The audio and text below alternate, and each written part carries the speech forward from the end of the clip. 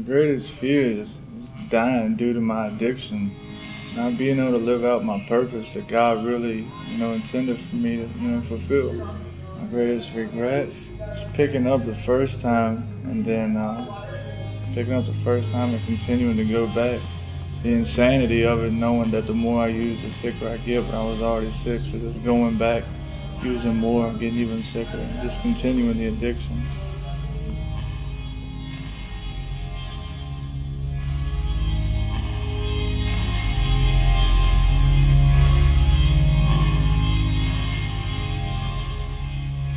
Carl Leonard, Sheriff, Chesterfield County, Virginia.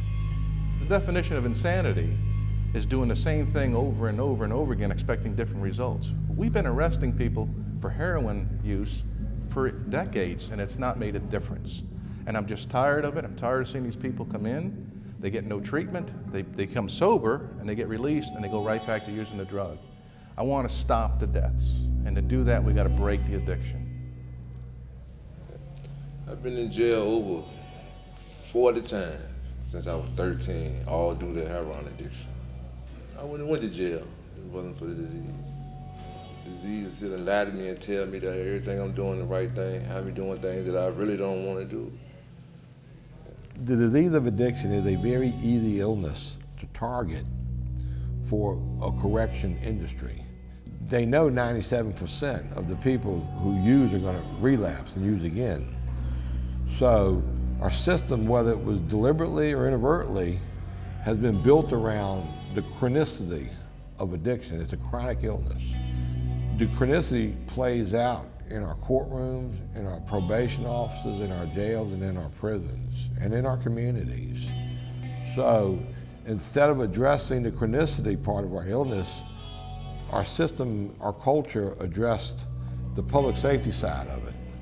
That's why we have such a large revolving door. History has clearly shown that when you treat addiction as an illness, you actually get a measurable outcome with recovery. HARP is our heroin addiction recovery program. It's an intensive program. It's probably 12 to 15 hours a day that they work at this. It includes peer-to-peer, which is the biggest component of this. I bring in licensed doctors and psychologists and social workers, addiction specialists, and they can spend hours in here, and they have some benefit. But when you can relate to somebody who's in there counseling you because they've been there, they've been an addict, they've been in jail, they've made the recovery, they receive that a lot better, and that's one of our biggest things. Once they get released, either by posting bond or bail or serving their time, we allow them to continue to come into the jail every day to continue to participate in these programs. One of the things we've told them is, once you get released, if you ever feel yourself going back to that dope dealer, if you ever feel yourself that urge to shoot up again, come back to jail. 2 o'clock in the morning, 3 o'clock in the morning. Come here, everyone in this group in HARP has agreed, let us wake them up, and they'll be their peer. They'll get them through that tough spot. What do I tell you all? What's the only difference between everybody in these walls and everybody on the other side of the wall? Right turn and left turn. It's one decision in your life brought you here. I made a different decision than you all. Now, we're going to give you the tools and the skills and the ability to make this decision. So the next time you're confronted with that decision to do that dope, you won't. I appreciate what you do, and I believe in you. If I didn't believe in you, I wouldn't be in here every day, guys. I really wouldn't. Start treating and stop just throwing us away behind him in the box. So there's no problem. Just get better at what we're doing. We want to treat our addiction, their disease. I got a year for a violation for dirty urine. When I got accepted to a program, the judge rather give me a year in incarceration. I'm only 22 years old and I've been using for a long time. You're going from locked up to the streets and it's overwhelming, and we go to what we do best, and that's using. My mother is 53 years old. My father just died in prison. My mother's doing 3.5 years, and I'm currently doing 18 months. Our job is to show that this is bigger than a public safety issue. This is a healthcare issue, a health issue. So when we get a politician go out on a limb for us, we have got to make sure we protect that resource and that asset. And in this case, that protection looks like active recovery while you're here and once returning to our community. If you want to see more of this from more politicians across the country, we need to show. We have got to be faces and voices of recovery, active recovery. We cannot be in the shadows. We cannot return to the lives we came from. We got to be better than that.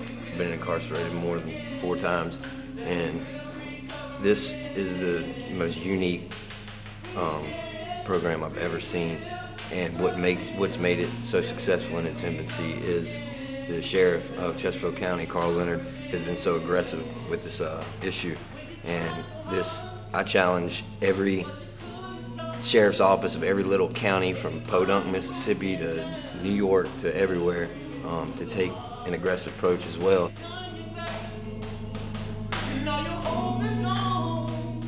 These folks are given some privileges. They're allowed to self-govern, self-rule, and they do a fantastic job of taking care of themselves. They have such great responsibility. I could trust them to run this entire program by themselves and give them the key to the jail, and I wouldn't have to worry about anything. Now, I would never do that, and I won't tell them that, but they're very trustworthy, and you could just see in them, they're invested. Again, they want this addiction to go away more than anybody. I am motivated by these individuals, and they inspire me every day. It's worth investing in them. They are valuable assets to our community and society, and anybody who thinks otherwise is wrong.